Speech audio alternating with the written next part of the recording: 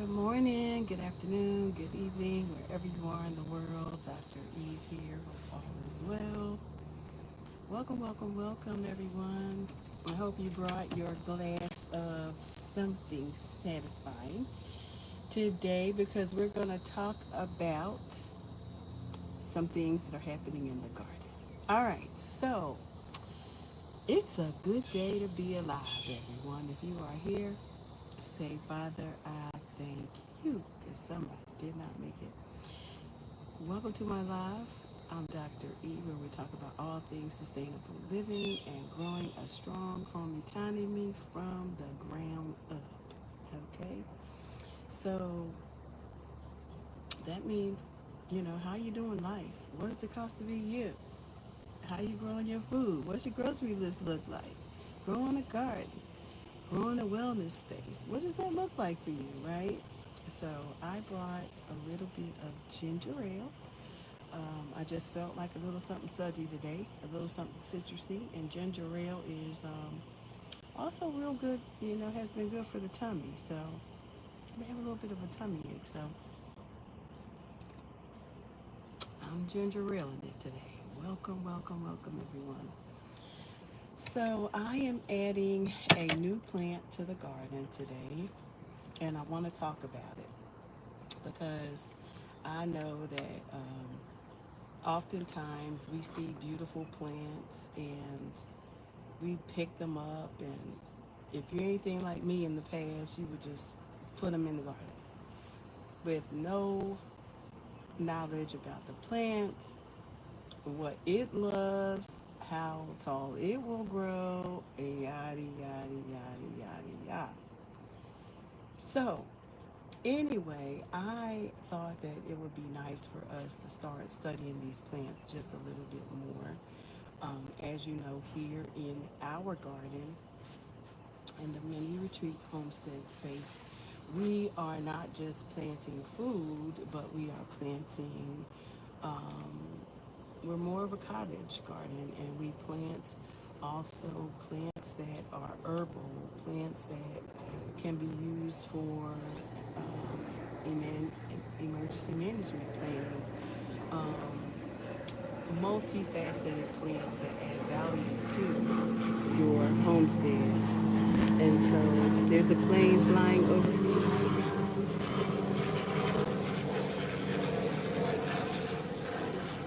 headed to the airport. I live not maybe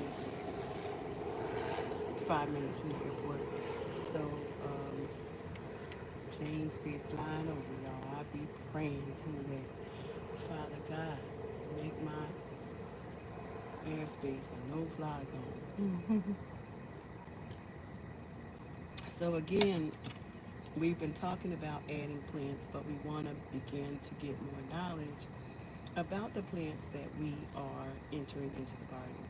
And today's plant is the I want to say is the Stachys silver carpet, otherwise known as the lamb's ear. Now, I'm not going to turn my camera around for you to see it because I'm on this iPad, and it may I have to move it around to do that, but I will show you the plant itself. So this is the plant that I purchased, and it is called the lamb's ear. And I've heard so many things about this plant, and not only is it beautiful, but I heard that it's a really good plant to have in the garden for emergency reasons. And that would be for nice, soft toilet paper, right? Because it is very, very soft and beautiful. And it is perennial, so it grows back year over year. So let's talk about the lamb's ear, and some of we're going to talk about the profile. We're going to talk about some growing tips, some good neighbors for that plant, some problems and solutions, and the top performers. Because with every plant type, there's a bunch of species, right? So let's talk about this beautiful plant called the lamb's ear. And the lamb's ear is a very charming perennial. I've always seen it in the garden space, but I've never planted it. And so, because I am very sensitive to uh, the demands of building a strong homestead, making sure that you have what you need in this time, thinking about alternatives to dominant ways that have been practiced, some of the Neanth- Neanderthal ways that can help us to be better prepared and better stewards over our money, over our land, over our, yeah, all the things. And most importantly, to have knowledge about our plants. So, this beautiful plant is called the lamb's ear, and it is very soft, as you can see. It is very furry. It's got about 4-inch leaves, which I would say is true as described here. And they're soft as lamb ears. Now, I have never felt a lamb's ear before, but if this is what it feels like, then it's pretty soft.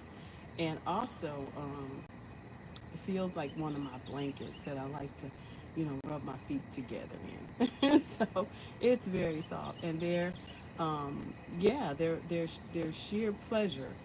The sheer, does it have a smell? It from midsummer on, each rosette produces a woolly, upright stalk. So this is considered a rosette, or are there many? Oh, so no, there are many rosettes in here, y'all. This is why I love shopping for things. And when I shop, y'all, I get things that have more than one potential planting. So this has multiple, and it's so important because it has a multiple planting planting options in here. So it's very fully loaded. So can I say this is considered a rosette? One of these. You see, one of these is considered a rosette. So my fingers is wrapped around a full rosette. So each one of these rosettes will produce, that's good to know, y'all. I'm about to do some planting. Will produce an upright, let's say what it says here. Each rosette produces a woolly upright stalk with pink to purple flowers just barely protruding from the silky hairs. So I don't see that yet, but it says midsummer. So it's coming, right? It's coming.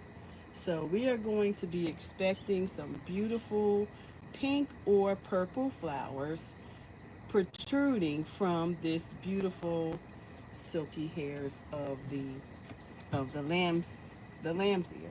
I wish I had a podium or something to put the plant on while I was talking to y'all. As a matter of fact, maybe I do. I have this little welcome pot. Maybe I can sit it inside of there. No, that won't do. Um, okay, let me try something else because I want you all to see this beautiful plant while I am talking about it. So here's a little pot, and we're going to put it up there so you can see the plant while I am talking about it. Now, I noticed that it has a bruised leaf over here, so I don't like bruised leaves, so I'm always trying to fix it, right? So, all right, now back to this, um, the lamb's ear is what we're talking about right now. So, the profile. Let's talk about the profile. Oh, I love that it actually gives me a pronunciation for this, or how to pronounce this word, and it's called stachys. Stachys. Lamb's ear, Bethany. All right. So the stachys foliage color is a silver gray. It's a silver gray, and its length of foliage season is spring through late summer. Okay, the height is 4 to 18 inches, so it can be as short as 4 and as tall as 18 inches. It can spread over a foot. So that means a foot wide. It can spread over a foot wide. Um, how can you use this particular silver stachys lamb's ear? Um, you can use it in container planting, cut flower gardens. You can use it in edging. You can also use it as a ground cover. I believe that was why I purchased it, for ground cover, and also to have as a emergency management plan planting, as an emergency plant, right? You can mass plant them, right? Which by the time I finish with this plant, it's going to be mass planted because I am going to separate this plant, right? And make more of them. That's called propagating. That's called propagating. And so we will be propagating this plant to get more of them. You can also put them in mixed borders, right? And you can put them in rock gardens. That's pretty cool. And a specimen plant. Now, I don't know what they mean by that, but we'll look it up. If you know, then please put that in the comment section, because I don't know what they mean by specimen plant, but I'm sure they will tell me somewhere in here what that means. You can also plant them in woodland gardens, and along paths and on slopes. Okay, they like full sun to partial shade. Full sun to partial shade. The preference of their soil is average moist but well drained. Moist but well drained. Okay? And the best way to propagate is to divide in the spring or summer, which is what we are interested in doing, because why, we get more bang for our buck over here. All right, so I'm loving that for me. The hardiness areas for this particular plant is zones 3 through 9, and we are in zone 8B, so we are perfect. We're in a tropical zone, and that's perfect for us. It's AHS heat zones are 8 to 1 now. I ain't never heard of that term before, so we need to look up what is an AHS. AHS. Maybe they got a key up here somewhere, because I've never seen that term. Key AHS. I'm sure that they describe to us in this book that's laying out these profiles and AHS.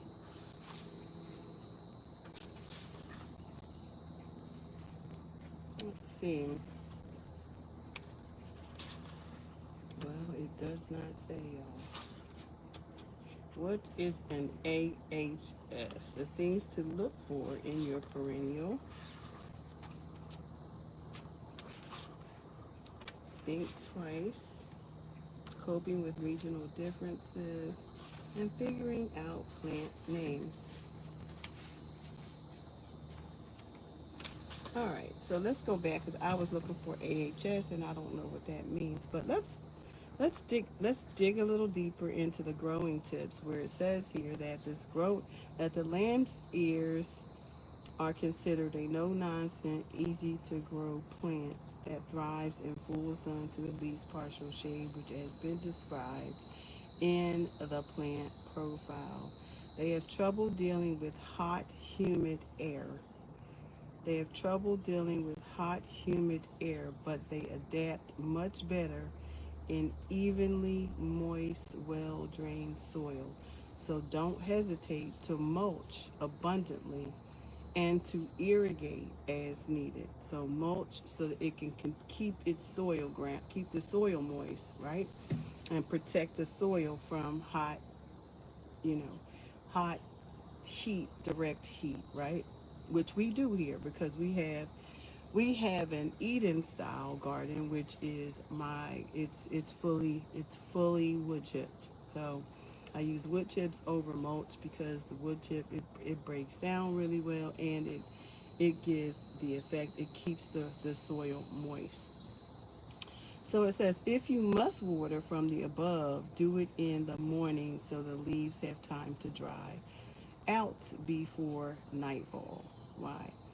Because overly rich beware of overly rich soil as it tends to encourage lax growth and floppiness. Lamb's ears do better in poor to average soil. Man, poor to average.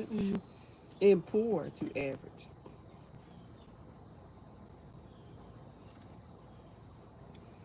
So it says to keep your plants looking neat and trim and to prevent them from self sowing, cut off the flowering stems when they grow. We don't have any yet, but they will grow pink and purple flowers.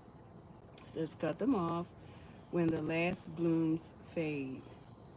Some people prefer cutting off the flowering stalks as they form to maintain a pristine silver carpet appearance. This plant is going to be for appearance and ground cover, but we let things flower over here because we want them seeds. Okay.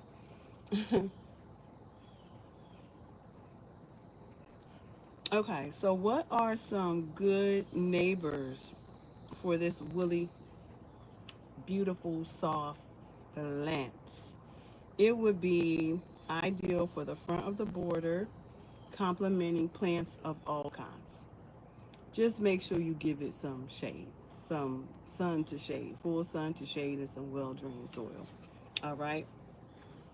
Um, they combine well with either pastel or bright colored flowers. So pastel or bright colored flowers. So I'm going to be thinking about this plant and where I'm going to plant it um, after studying it because and then after propagating it because I gotta propagate this plant, y'all, because it's beautiful. Okay, we gonna plant lots of them.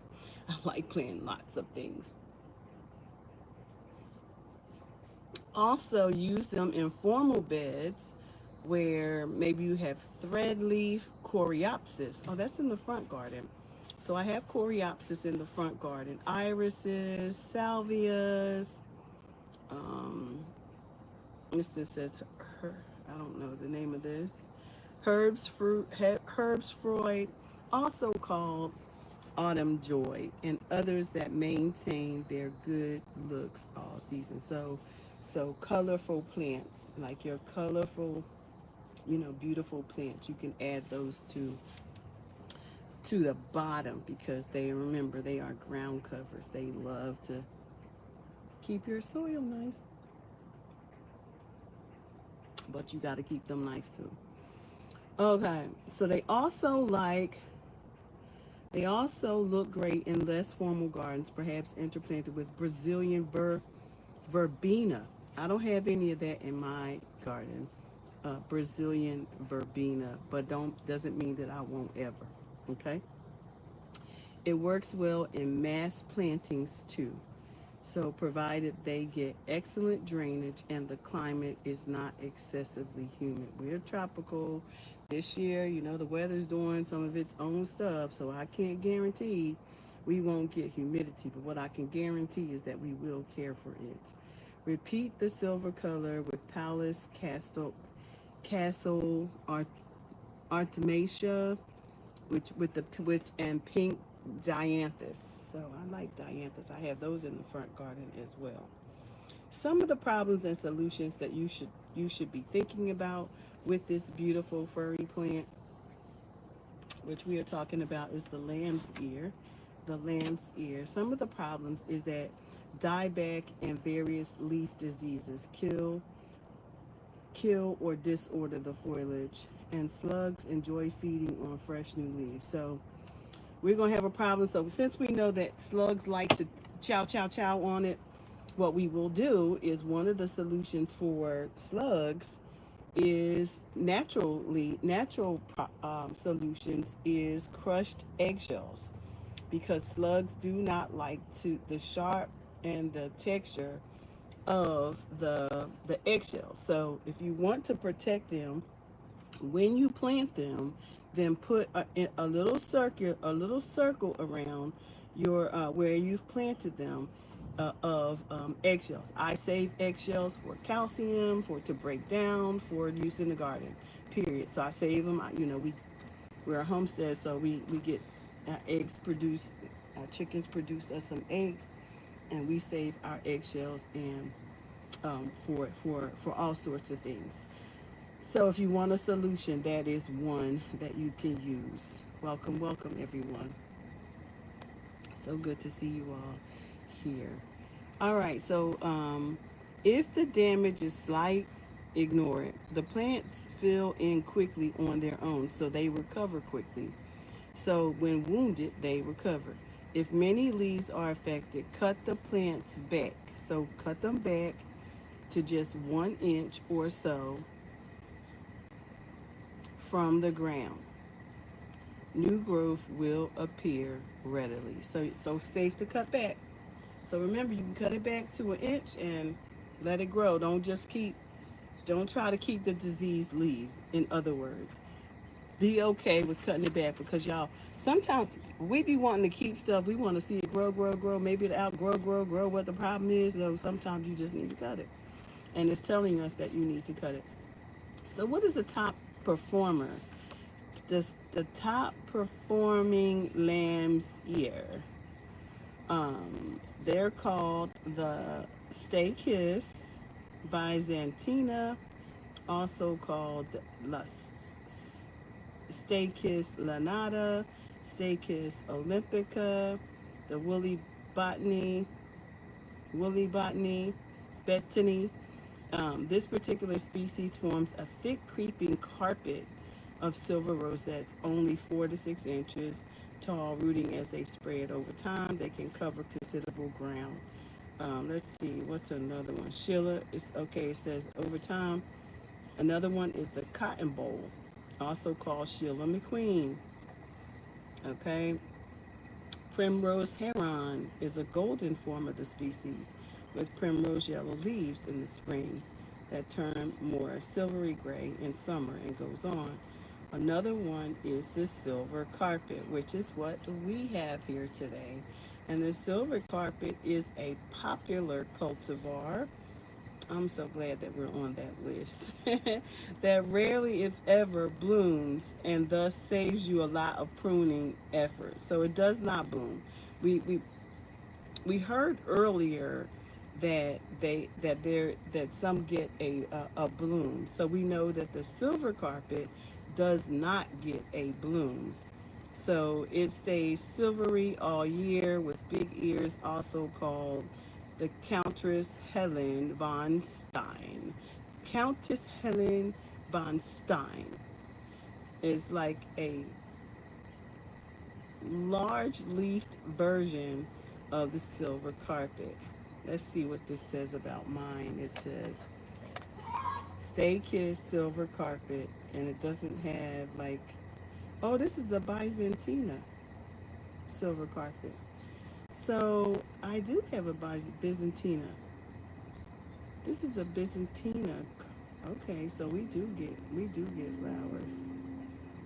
This is a Stay Kiss Byzantina silver carpet. And so, yeah, we get blooms. This is the top performer. It forms thick creeping carpet of silver rosettes, and over time they can cover considerable ground, but they really aren't invasive if you deadhead them. Okay, so they will bloom and you have to deadhead them. Okay, so we have a top performer. That's amazing. And so a lot of times when I go into the nursery, I don't think about like studying all the plants before I get them. Sometimes I'm just in there because it's a favorite place to go, right? And it's on the way to something else or after I leave something else. So I will go in. But this so I don't always have time to study the plant before, but I do have a pocket perennial guide, and I'm gonna start carrying that around with me. And the reason why is because when I'm in there, I have questions, and I always ask questions. But if I have my pocket perennial with me guide, then I will be able to answer some of those questions for myself because I may be looking for a plants that are purely shade, so I can look them up and then I can, ask the questions. Again, I don't like to use my phone for everything because it takes me down a rabbit hole. I'm very focused in this season, so I don't like to use the internet all the time. I like to be extremely focused because some of us have what you call neuro. We different. We be different out here. And when I get down a rabbit hole, I completely forget why I came there. So I like to carry around my pocket. And it's always good to have some bookshelves, some reference. When you love what you love, make sure you studying it to the point that you have, your backup materials because you don't never know when this here internet gonna go down and it's gonna go back to the 60s, y'all. Because I was born in the 60s and so I'm flexible. I believe in books and guides and references, okay? So I love the internet. Matter of fact, that was my dissertation: how to, utilize technology in practice. Yada yada yada yada yeah. But I believe now we sometimes we have to say, know when. We have to know when, and we have to know how we respond to things so that we can utilize accordingly. Okay, so this Stachys byzantina, which is a top performer, is going into our beautiful garden. It needs remember it is a ground cover. It also gets nice pink and purple blooms. Um, it can be propagated. Yes, yes, and yes. And also learned recently that it is a good emergency plant to have in your garden for toilet paper. Okay? So we're going to grow. Now, my thing is, though, I wanted to find out about this plant, though, is is its staying power for the winter. It says here, let's see. Oh no, it doesn't go on anymore.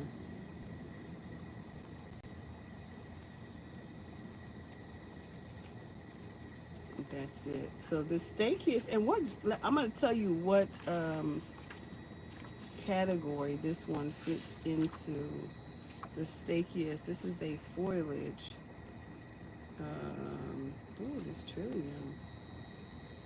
I think I might. I don't have that one, but I do have another one. I'll probably come back and share with you all a little later um, because we are into foliage and we want foliage that is evergreen. So we are really looking at how do we also keep our garden full of life in the winter months. So the Festica. Hmm. Anyway, that's. I was trying to give you all the categories. See, I can get sidetracked. Stay Kiss. The Stay Kiss is in. Let's see what category this is.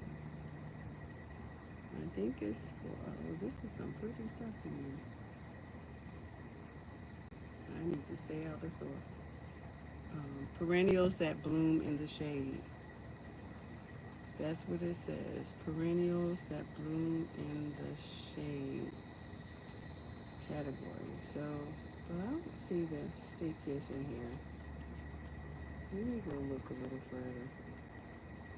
It's the last plant. It's the last plant within this little category. Um, oh no, it's called fabulous foliage. So the staykiss is in the fabulous foliage category. I love that. I'm going to be looking at some more of these because they also have the ferns. Distinctive foliage can become a focal point in your garden just as easily as gorgeous blooms can. So we're going to be looking at more of these. Um, and how many of them? Oh, wormwood is a great herb to have in the garden, and I'm seeing that in here as well. Wormwood, mugwort, sagebrush.